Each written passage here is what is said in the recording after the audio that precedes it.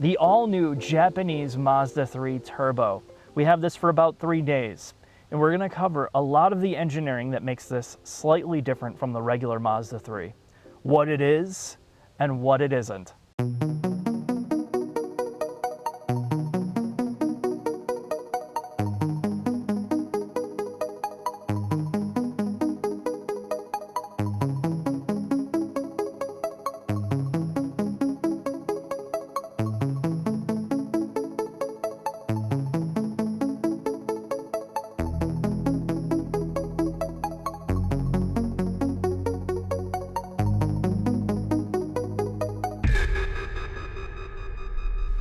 Now I'm sitting in the fully loaded Mazda Turbo Hatch. The sedan is slightly less money than the hatchback. So there's 2 trim levels. They're essentially fully loaded, and then the top trim level gives you leather interior instead of leatherette. Now the Turbo differentiates itself with different exterior styling. There's more black accents, and you can add a bunch of dealer stuff like BBS wheels, a body kit, and just kind of max this thing out, which you probably are not going to do. But enough of that. Really, the interior space is the same thing that we did a massive video on the Mazda 3 about. This feels like something that is in the entry-level luxury market. There's a ton of soft touch materials. It's designed around simplicity and usability and low distraction. That's what they're trying to do the most. So all your inputs have a very simple feel to it. You're not moving your hands across the dashboard. There's strong mechanical textures in terms of feel of buttons, the way that you push and interact with everything. Your infotainment throws away the entire concept of touchscreen, so you're not distracted and reaching over. It's all, you're using a rotary knob, a command knob to do all of that. And there, again, simplicity of design in the screen, the menu structure, the gauge cluster, the center screen doesn't have a ton of menus and a ton of animations and all that stuff. It looks more like a traditional analog screen or an analog gauge cluster. The things to really mention is they've improved some things in terms of infotainment. All the new Mazda 3s are now connected, which means they have a cellular modem inside, so you're always connected to the internet, so you can do over-the-air updates. The second thing, they have improved the rear camera, the 360 camera. It is now digital instead of analog converted to digital, so it doesn't look like your grandpa's TV from the 1980s. And I think, you know, the best part about the new Mazda design is it has a huge wow factor in terms of cleanliness, aesthetic. It feels very high quality, and I think that's one of the main reasons you're going to get this. Seating comfort is good. This is a smaller cabin. It's definitely more skewed towards somebody that is going to be under 6 foot, including the back seat space. The hatch space is nowhere near as big as something like the Honda Civic, which is a huge ding against it, but comparable to that of the Corolla hatch. So again, you have to get in this and decide if you're going to connect with this or not, but Mazda's done a great job in terms of elevating the entire interior design from the compact segment to where it was to where it is now. But let's get into the shop, and we're going to talk about all the technical stuff that they've done to this. Underneath the Mazda 3 Turbo, I found this in my fridge, and I had to suspend Jack because his ROUs, or rate of usage, of my soy sauce is costing me a lot of money. But onto the Mazda 3 Turbo. This is a new trim level, and I would just call it a trim level. If you want to learn everything about the Mazda 3, this generation, watch my video, I will link you. It covers every detail. And there is not much that has been changed here. A lot of it is carryover, but here are the things that were different. Because you've added weight in the front, intercooler, turbo plumbing, all of that, you have to change the spring rates and damper rates for this car to balance that weight out. The other thing they reinforced is the steering arm to the knuckle. And that's because you're delivering more power and torque, and it evens out kind of some of that front end feel. To my eye, from looking at these, it looks like they removed a frequency isolator on the lower control arm. That's gone. And this has a carryover 6-speed automatic that they've had to redevelop and reinforce, including the case. For the amount of torque that's going through this transmission, it is one of the primary things they had to spend engineering and development money on.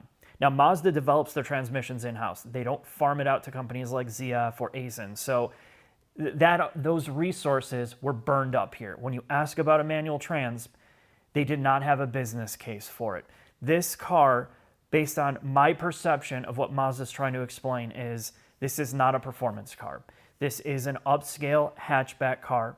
So the take rate or people buying the manuals was not worth the development funds or the development money. Sales are down on the Mazda 3. That doesn't mean it won't exist later on, but they're not using the money or they don't have the money to develop that right now. So transmission's been reinforced. The transmission programming has been altered slightly, and they have added a sport mode to the transmission, which now affects the change of GVC Plus, which is their torque reduction system, unloads the car a bit to transfer weight onto the front tires to give you better turn-in feel, to make the car feel more natural. So that sport button now has two modes. It changes the transmission tuning. When you're in automatic mode, it will downshift under hard braking to get you into a lower gear, and it will change to a more aggressive GVC setting. That torque reduction system now includes a little bit of active braking as a part of that to help the car turn in. So that's what it's doing. It's giving you two modes, and it's almost imperceptible unless you do bang out the same corners back to back, do a circle around, and switch it back and forth. You notice a little bit of the way that the front end loads up, but there's a little bit of change in the steering, but that's about it. Now let's head to the back and take a look at that.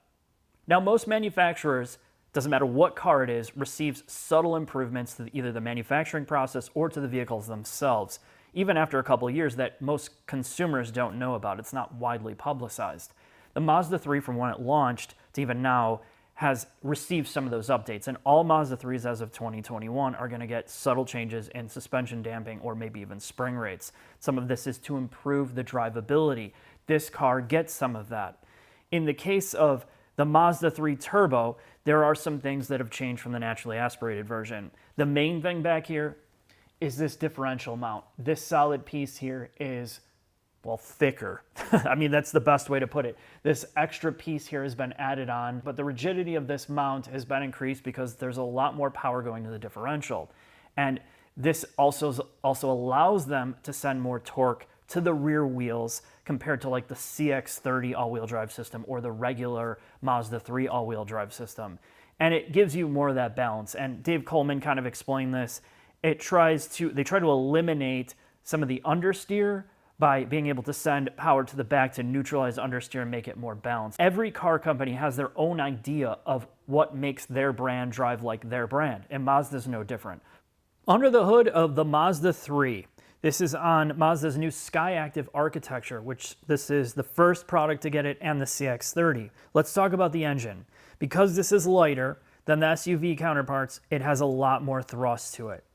This makes 227 horsepower and 310 pounds-feet of torque on regular gas. You can run regular fuel, so you don't have to burn up money. But if you have 93 octane like we do in Illinois and you want more power, it will make it. The engine can adjust to that.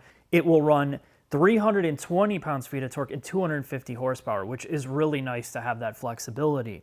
Now, in terms of engine tuning, we talked to Mazda about this. What they said is, at this price range, you can't have everything. You can't have a ton of torque and a ton of horsepower where the thing just revs from here to 8,000 RPM. You have to pick and choose. So what they tried to do here is to give you a ton of torque. It's almost like diesel levels of torque from about 1,500 RPMs to 4,000 RPMs. You always have that surge in daily driving. And if you're running premium fuel, you still feel like it's pulling at the top end, and this thing doesn't rev out a ton.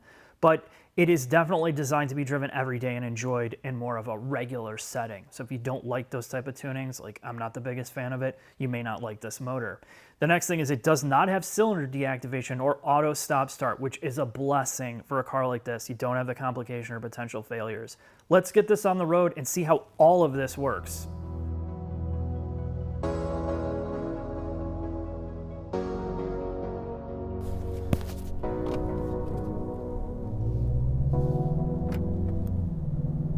All right, Jack, the Mazda 3 Turbo.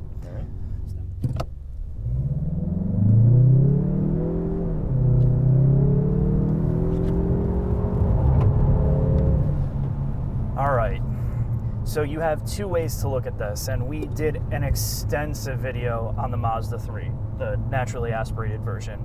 And when you think of a Mazda hatchback, it harkens back to Mazda Speed 3. It's a different generation of car, different mindset, and this new Mazda 3 Turbo covers their brand new approach at setting up vehicles. And let's talk about the enthusiast side first. and this is going to be the most probably difficult for people to accept and most frustrating to accept, but this is now softened. It is now more comfortable, and they want the setup of this car to feel more natural and more relaxed. This is not a Golf R alternative in the least. It's not a Golf R alternative, and it's not a hot hatch at all. Yeah. So let's get into some of the dynamics of what they did here. I'm going to come to a stop, talk about the acceleration. There is a huge surge between about 2,000 RPMs to 5,000 RPMs where all that torque is. The torque is what dominates this experience. You don't feel the horsepower as much. And, you know, when you're in auto, it kind of upshifts early, so you have to take manual control. It is a very, like, eco-turbo setup. It sacrifices what you feel like. It just doesn't want to wind out effortlessly. You have to drive it in kind of that lower half of the RPM band to experience it. It feels like a drivetrain out of an SUV, to me at least. Yeah, I feel like they had to make a choice between how they were going to do it. Were they going to give it more high-end power, or were they going to give it more of the drivability that people use every day? And around town, it does feel great, but when you drive it as an enthusiast product where you want to take it to red line, you know, shift it manually, it just does not scratch that itch in the least. It doesn't. It's more designed for kind of that driving on the street.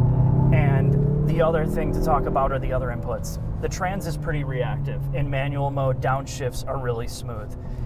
The rev match downshifts are pretty good for this torque converted unit, and they've done some retuning with it.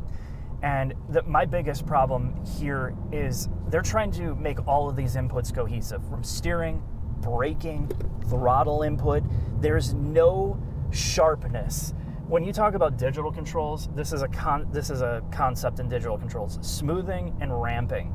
And what they've done to every single input, including the steering, is softened it to the point where this car does not feel reactive. It feels like it's trying to be like, oh, let's ease you into this, Jack. We got to ease you into everything. We want it to feel real natural. You have to buy into the Mazda philosophy of take it easy. Let the car settle. And when you do that, when you get in mid-corner, the way that they've calibrated the suspension, it sets perfectly, and it is really stable and neutral. And on top of that, the way that the car's all-wheel drive system has been programmed, it doesn't feel completely understeer prone in medium speed corners, but obviously you can't get away from the front-wheel drive aspect of it. In tight stuff, it does wash out, but they've done a great job with the all-wheel drive programming.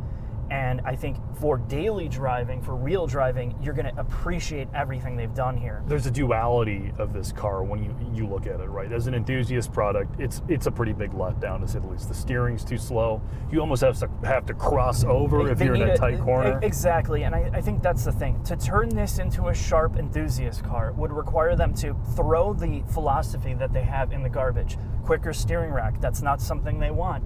Like a little bit of edginess in the suspension, that's not how they set this up. Trans to be jerky or hard shifts, not how they want it. A throttle pedal that throws you back, a brake pedal that's instantaneous on and off, that is not this car. Every input has been softened and dulled. It takes you about 2 minutes though when you're sitting in this thing to realize that Mazda's attempt with this car was to take the shit out of shitbox. They wanted to make this a premium product, and when you look at it as a luxury car or a faux luxury automobile, and you realize that all you do 95% of the time is sit behind some asshole who's doing 5 miles an hour underneath the speed limit, and you're sitting in traffic and you just don't want to think about anything. It's a great car at that. It rides well. It looks nice on the inside. There's a sense of upscaleness to this interior. This has a it's what they did. It's the Japanese style, from exterior design to interior. And I do like that Japanese mindset. I'm a big fan of it. I own several Japanese cars. I appreciate what they're doing here, and I appreciate how good they did this. So when you remove the sport out of it, and you realize, okay, you have more horsepower, you have a shitload of torque, almost diesel levels of torque. It's perfect for daily driving. There's not a lot wrong with this car. And you can drive it year-round. You have a competent all-wheel drive system, and it is quick, and it will be quicker on 93 octane if you have that available. You're never driving this and like, it's too slow. I mean, it pulls, even in the higher gears, it's pulling and pulling and pulling. The suspension still feels good, but then you want to get on the brakes. Dude, it's like, where are the brakes on this car? And that, to me, about in terms of speed, is the only letdown, is the braking system can't handle the amount of speed they've added here. Yeah, if you're gonna buy this and drive it every single day, you don't care that the car isn't sporty, and you're looking for a luxury product that slightly undercuts the price of its German competitors, you'll be really happy with this thing. With that, let's head into the final thoughts, Jack. All right.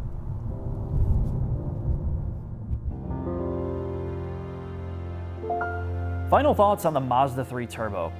Now, I've recorded this more times than I care to admit, and this was a launch car. I only had it for 2 days, so trying to make a video and figure all that out and, you know, spew all the technical stuff is tough. So I'll go into that more later. But the Mazda 3 without the turbo, when it launched, I was super impressed with it. The attention to detail, the styling is unique, the interior space is amazing. It really is amazing for this class of vehicle. The mechanical controls are great, the textures are good, the infotainment has been simplified. You can tell the amount of effort that went into it. It's one of the best cars like this on the market. The thing is, they moved the price up as well. It's more expensive than it used to be, and when you throw a turbo on it, you're getting the advantage of the horsepower and the torque, which is great, but you're, again, bumping the price tag up even more. And I think that is where the line has been crossed. The Mazda 3 traditionally has always been marketed as that gateway, fun, youthful compact car to get people into the brand. And now that the car industry has changed to more upscale, bigger cars, everything's more expensive, CUVs and SUVs and all these refined products, the Mazda 3 is trying to carry that in it. But the thing is, most people are gonna want all that in the bigger sedans or the bigger SUVs. Most of the market that looks at the Mazda 3 like this sees it as that zoom, fun to drive car, and that's not what it is anymore in their quest to go premium. And, you know, I joke around this with Mazda about this, and I've even told them, you know, what is premium? I mean, it's on boxes of rat poisoning now. It's on fast food. So, you know, how do you balance the people that want fun and want affordability, and the enthusiasts that want everything for nothing, and the adults that have the money to buy more expensive cars? And I don't think they've figured it out for this thing yet. I don't know how you figure it out. I wouldn't want to be in this position.